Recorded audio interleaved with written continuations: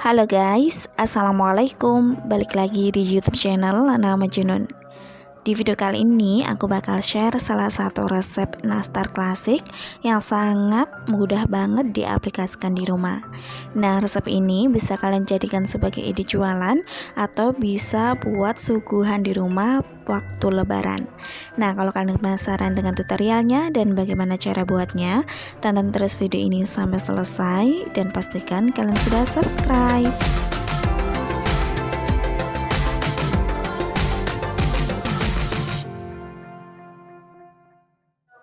Langsung aja untuk ke bahan-bahannya. Di sini aku sudah siapkan 525 gram tepung terigu protein rendah. Lalu ada 200 gram margarin biasa.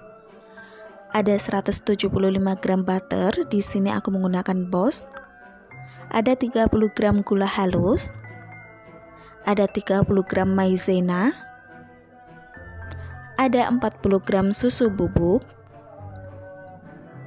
Dan ada 3 butir kuning telur. Untuk step yang pertama, di sini aku bakal memasukkan margarin dan juga butternya ke dalam wadah yang lebih besar. Untuk margarinnya ini aku menggunakan merek Amanda, lalu untuk butternya aku menggunakan merek Boss ya. Itu dua-duanya sangat ekonomis, tapi nanti hasilnya enak banget, harum dan juga lumer. Nah, yang aku masukkan putih itu adalah gula halus ya. Jadi ketiga bahan ini bakal aku aduk sampai merata atau sampai cair seperti ini ya.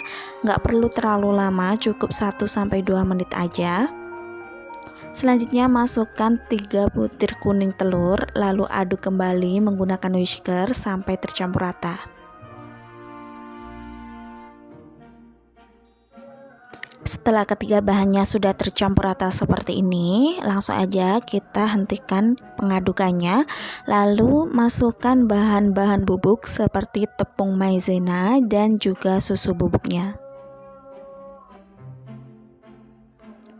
Kemudian aduk kembali sampai maizena dan susu bubuknya tercampur dengan merata.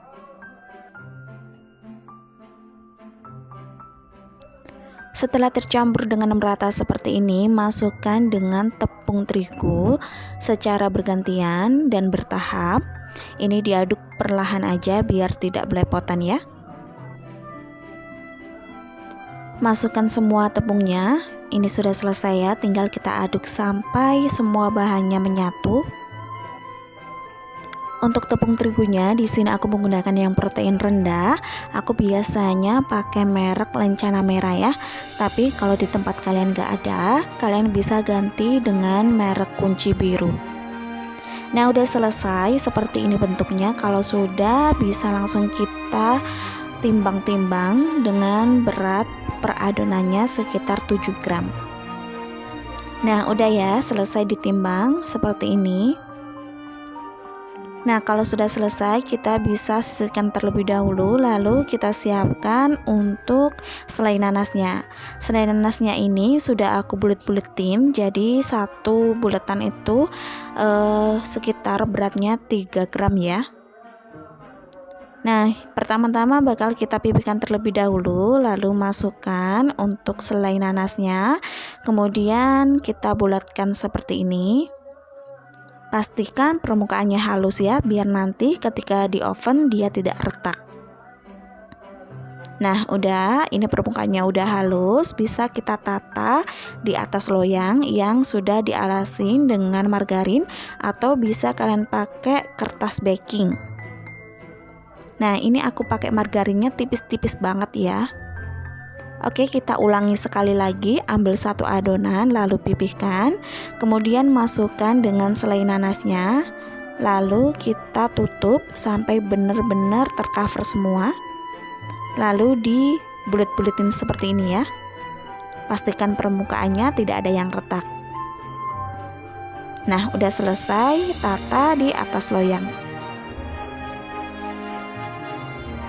Lakukan sampai selesai. Nah, udah selesai semuanya, tinggal kita oven ya. Pertama-tama ovennya ini sudah aku panaskan terlebih dahulu. kita setting di suhu 140 derajat Celcius dengan api atas bawah selama kurang lebih 10 menit ya. Nah, kalau sudah 10 menit bisa kita masukkan loyang yang berisi adonan nastar, kemudian ditutup lalu setting di suhu yang sama untuk waktunya sekitar kurang lebih 30 menit atau bisa sampai matang ya. Nah, kalau sudah matang bisa dikeluarkan dari oven lalu kita tunggu sampai benar-benar dingin. Selanjutnya kita siapkan untuk bahan olesannya ada 3 kuning telur dan 3 sendok makan minyak. Biasanya ada yang diberi dengan SKM ya, nggak apa-apa, sesuai dengan selera aja. Kalau di sini aku pakai 2 bahan aja. Lalu ini bakal aku aduk dan aku tambahkan dengan sedikit pewarna kuning telur. Nah, diaduk sampai benar-benar merata. Nah, setelah merata warnanya seperti ini ya, cakep banget.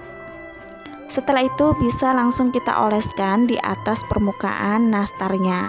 Dan nastar ini suhunya sudah dingin ya.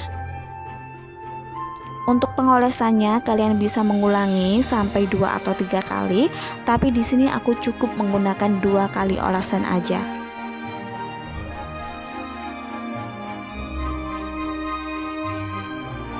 Ini untuk olesan yang pertama, selanjutnya bakal aku olesin untuk tahap yang kedua. Ini biar lebih glowing ya, tapi kalau teman-teman kepingin 1 kali aja juga tidak masalah.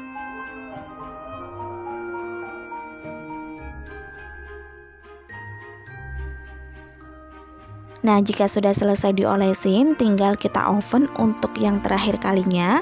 Untuk suhu sama ya dari awal, dan ini cukup selama kurang lebih 15 menit atau sampai matang. Nah, kalau sudah matang seperti ini, tinggal kita angin-anginkan sampai benar-benar dingin, baru bisa langsung kita packing di dalam toples. Nah, untuk hasilnya seperti ini ya. Nah, untuk penampakannya seperti ini ya, sangat cakep banget, glowing dan juga sangat lumer kalau diicipin. Nah, udah selesai, ini tinggal kita dinginkan aja. Dan kalau sudah dingin bisa langsung kita packing. Untuk packingnya di sini aku menggunakan 2 toples sekaligus. Yang pertama toples ukuran 500 gram atau setengah kilo, dan yang kedua ada toples ukuran 250 gram. Jangan lupa untuk masukinya pakai sarung tangan ya, biar tidak gampang berjamur. Oke, kita masukkan satu persatu seperti ini sampai selesai. Nah, untuk ngepacking ini kalian harus bisa mengira-ngira ya. Mungkin kan satu adonan itu ada yang kecil, ada yang besar. Jadi itu fungsinya untuk ngepasin. Jangan sampai ada longgar sedikit, karena kalau ada longgar sedikit itu bisa mengakibatkan nastarnya itu bisa retak kalau di packing dan dikirim ke customer. Jadi pastikan sudah pas ya, seperti ini. Nah, kalau sudah pas tinggal kita tutup, lalu kita solasi tutupnya. Nah, oke, seperti ini disolasi sampai memutar ya. Setelah selesai disolasi, tinggal kita kasih dengan tempelan merek dagang masing-masing. Kalau aku pakai model yang seperti ini ya. Nah, udah selesai, seperti ini bentuknya. Cakep banget ya. Nah, untuk satu resep ini bisa menghasilkan 2 toples ukuran 500 gram dan 1 toples ukuran 250 gram. Untuk masing-masing harganya, biasanya aku jual dengan harga Rp30.000 untuk toples ukuran 250 gram dan Rp55.000 sampai Rp60.000 untuk toples ukuran 500 gram. Nah, untuk harganya ini juga bisa kalian sesuaikan dengan harga bahan dasar di daerah masing-masing ya. Oke, udah selesai teman-teman untuk tutorial hari ini. Terima kasih sudah menonton video aku. Mohon maaf kalau banyak kesalahan. See you next video. Wassalamualaikum warahmatullahi wabarakatuh.